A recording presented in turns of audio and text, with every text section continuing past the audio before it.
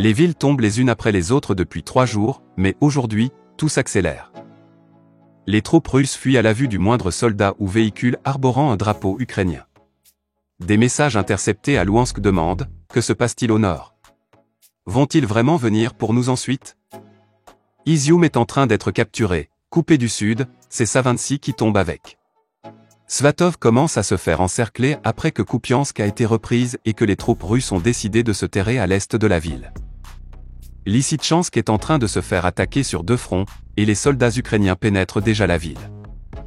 Starobilsk est en train de se vider, les soldats paniquent car le nord est en train de se faire isoler de l'est et du sud, routes indispensables pour fournir des vivres. Un vent de panique souffle sur le nord et des troupes russes sont déjà en train de préparer à repartir pour Belgorod. Le reprise de la région de Kherson semble se dessiner, les troupes russes, là aussi, se dispersent. L'élan est en faveur de l'Ukraine, et si la Russie ne réagit pas rapidement, la carte du territoire de cette guerre va drastiquement changer dans les 24 prochaines heures. Des embouteillages commencent à se former en direction de Belgorod.